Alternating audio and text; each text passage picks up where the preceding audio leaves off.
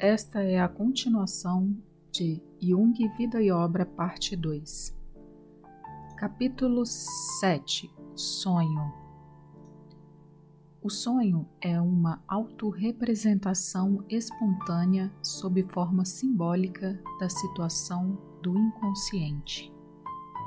Na maioria dos casos, todas as figuras do sonho são aspectos personificados da personalidade do sonhador, e não só as personagens propriamente ditas. O sonho é o teatro onde o sonhador é, ao mesmo tempo, o ator, a cena, o ponto, o regente, o autor, o público e o crítico. Ocorre o que disse Schopenhauer: no sonho, cada um é o seu próprio Shakespeare. Os sonhos constituem os melhores índices de informação das etapas que o sonhador esteja percorrendo no caminho da individuação. Assim, estar atento aos sonhos é tarefa da maior seriedade para todo aquele que aspira conhecer a si mesmo e fazer desse conhecimento a base para o desenvolvimento de sua personalidade. Capítulo 8. Contos de Fada. Os contos de fada têm origem nas camadas profundas do inconsciente, comuns à psique de todos os seres humanos. Pertencem ao mundo arquetípico, por isso seus temas reaparecem de maneira tão evidente e pura nos contos de países os mais distantes, em épocas as mais diferentes, com um mínimo de variações.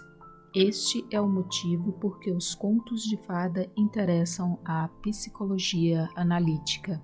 Mitos e contos de fada, diz Jung, dão expressão a processos inconscientes, e sua narração provoca a revitalização desses processos, restabelecendo assim conexão entre consciente e inconsciente. Não se trata de acreditar nos feitos heróicos e nos encantamentos que as histórias descrevem. Essas coisas não são verdades objetivas, mas sim verdades subjetivas, narradas na linguagem dos símbolos.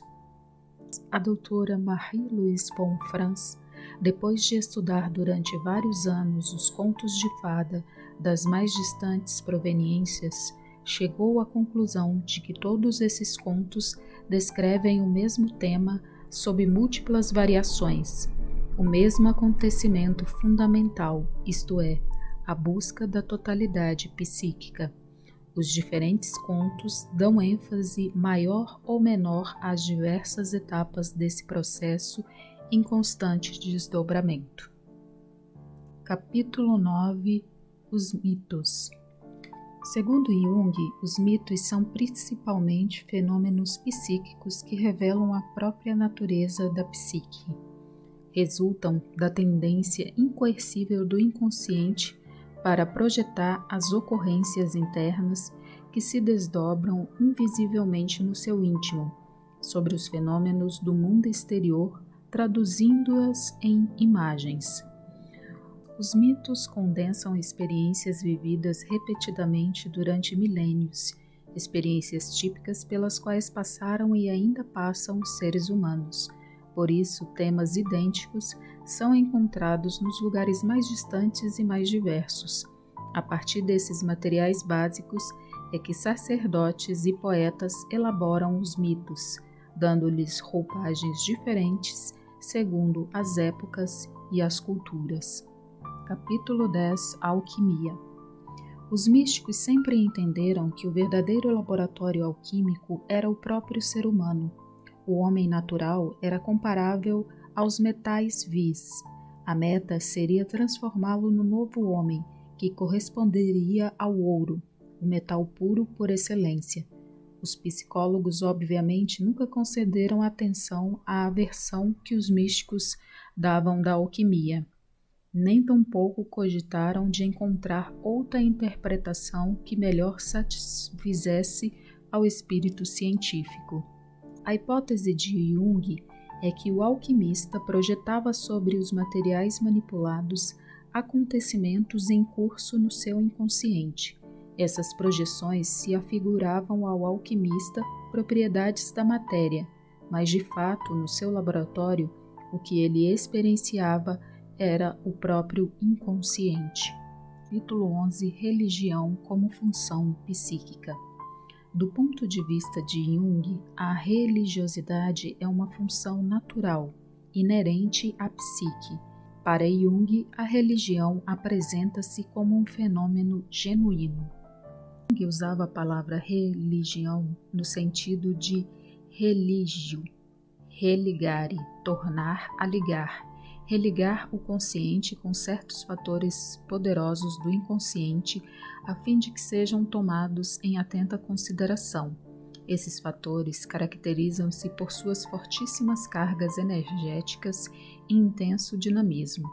Aqueles que os defrontam falam de uma emoção impossível de ser descrita, de um sentimento de mistério que faz estremecer. Para designar essa vivência, Otto criou o termo luminoso, ou experiência do luminoso, expressão que Jung adotou. A linguagem das religiões é feita de símbolos, e esses símbolos, ao longo dos tempos, sem dúvida têm atuado profundamente sobre a vida das pessoas. Merecem a atenção do psicólogo. Jung interessou-se pelos símbolos de todas as religiões da humanidade, tanto do Ocidente quanto do Oriente, mas ocupou-se especialmente dos símbolos cristãos, pois quer aceitemos ou não o cristianismo como religião, a verdade é que há 2000 anos vivemos mergulhados na civilização cristã.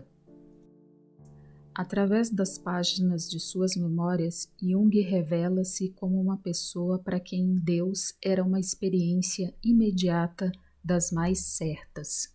Desde que experimento minha colisão com um poder superior dentro de meu próprio sistema psíquico, eu tenho conhecimento de Deus. Capítulo 12. A obra de arte e o artista. O artista não domina o ímpeto da inspiração que dele se apodera, obedece e executa, sentindo que sua obra é maior que ele e, por esse motivo, possui uma força que lhe é impossível comandar. A autêntica obra de arte, porém, é uma produção impessoal. O artista é uma pessoa coletiva que exprime a alma inconsciente e ativa da humanidade. No mistério do ato criador, o artista mergulha até as funduras imensas do inconsciente. Ele dá forma e traduz na linguagem de seu tempo as intuições primordiais e, assim fazendo, torna acessíveis a todos as fontes profundas da vida. Capítulo 13. Educação de jovens, educação de adultos. Quanto menos os pais aceitem seus próprios problemas, tanto mais os filhos sofrerão pela vida não vivida de seus pais e tanto mais serão forçados a realizar tudo quanto os pais reprimiram no inconsciente. A única coisa que pode salvar a criança desses danos é o esforço dos pais para não fugir às dificuldades psíquicas da vida por meio de manobras falsificadoras ou permanecendo artificialmente inconscientes, aceitando-as como tarefas, sendo honesto com eles mesmos, tanto quanto possível, e deixando cair um raio de luz nos cantos mais escuros de suas almas. O perigo da educação coletiva consiste em que a valorização excessiva de regras, princípios e métodos abafe o normal desenvolvimento das individualidades. O futuro da humanidade, na sua opinião, dependerá do número de pessoas que logrem evoluir plenamente, isto é, individuar-se. Capítulo 14. Jung, obra e tempo. Há coisas que ainda não são verdadeiras, que talvez não tenham o direito de ser verdadeiras, mas que o poderão ser amanhã. Carl Gustav Jung. Jung sabia de sua posição singular no mundo contemporâneo. Sentia-se, ele próprio dizia, como um contrapeso, uma compensação ao mundo consciente de nosso tempo. Por isso, nunca esperou grande audiência, e assim foi durante longos anos.